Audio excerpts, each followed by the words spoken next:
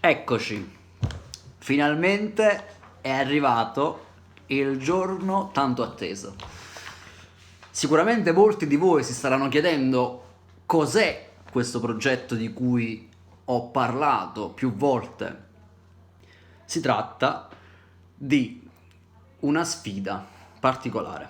Qualche giorno fa ho visto su TED Talks una conferenza tenuta da un certo imprenditore di nome Jia Jiang che ha affrontato la paura del rifiuto perché si era reso conto che questo timore gli stava limitando letteralmente la vita. Cosa ha fatto? Ha affrontato una terapia d'urto, come si dice in termini psicologici. Cos'è la terapia d'urto? La terapia d'urto è l'esporsi a situazioni che ci danno timore in modo da sviluppare una sorta di resistenza verso queste situazioni e poterle tollerare. Quindi, se io volessi superare la mia paura dei rifiuti, banalmente cosa farò? Me li andrò a cercare intenzionalmente. Ed è proprio quello che questa sfida vuole intenzionalmente creare. Ovviamente Jia Jiang ha stilato le sue 100 sfide in America, in un contesto particolare, in un periodo particolare della sua vita.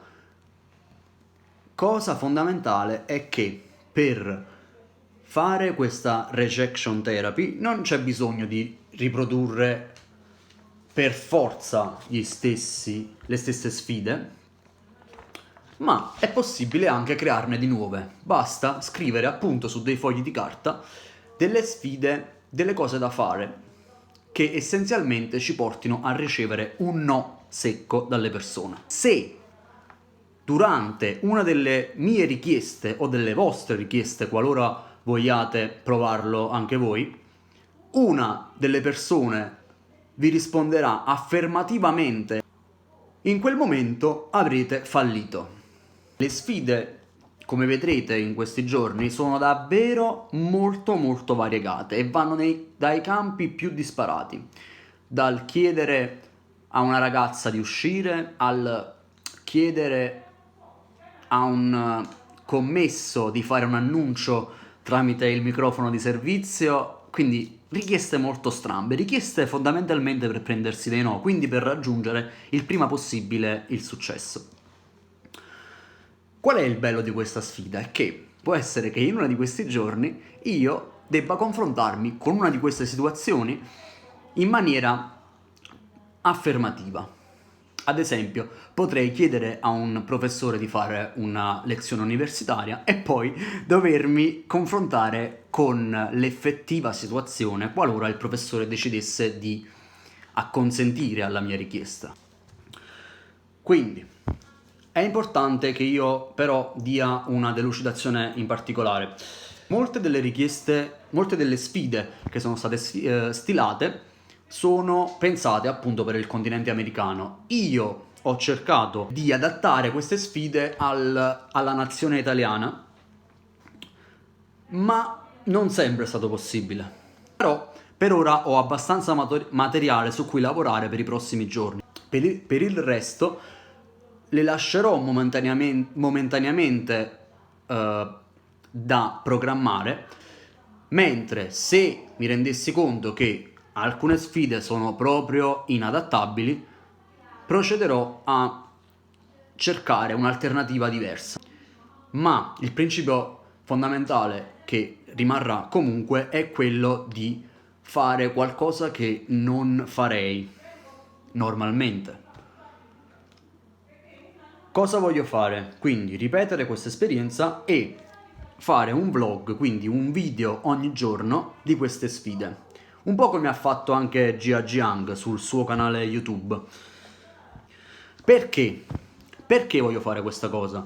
Perché Jia Jiang mi è stato di ispirazione. Ho visto negli occhi di questo imprenditore la paura e ogni giorno lo sviluppo di questo suo muscolo che era il coraggio e anche il rilassamento del suo volto.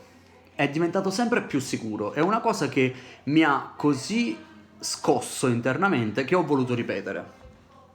Poi anche perché, diciamolo, chiunque nel mondo ha paura del rifiuto e affrontarlo può aiutarci a sviluppare il coraggio necessario ad intraprendere azioni sempre più importanti nella nostra vita.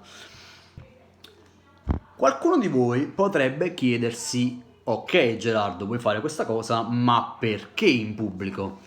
Perché? Dire che per i prossimi giorni dovrò prendermi volontariamente dei rifiuti mi mette in una posizione di rispettare l'impegno che mi sto prendendo. Quindi, qualora nei prossimi giorni io mi accorgessi che un giorno, perché sto scazzato, non voglio scendere, non voglio andare a prendermi questo rifiuto, io, ricordandomi di questo video iniziale, sarò, tra virgolette, forzato a farlo lo stesso. Niente scuse. Quindi avrete un singolo video ogni giorno in cui al mattino o comunque prima di uscire vi farò vedere la sfida, ne parleremo, farò delle considerazioni iniziali sulla sfida, poi uscirò sul campo, mi prenderò questo rifiuto e cercherò di riprendere, non avendo un cameraman professionale, di riprenderlo da me, quindi con un cellulare, fare il video autonomamente senza andare a chiedere aiuto ad altre persone. E alla fine di questo video principale farò una considerazione sulla giornata, che potrebbero essere dei miei pensieri, delle cose che ho imparato in quel giorno, oppure anche delle cose che semplicemente ho pensato mentre svolgevo la sfida. Ed eccoci qui. Quindi, oggi, 10 ottobre 2017, per i prossimi 100 giorni effettuerò delle sfide sempre più difficili al fine di liberarmi dalla paura del rifiuto. Quindi mi raccomando, ditemi i vostri pensieri nei commenti.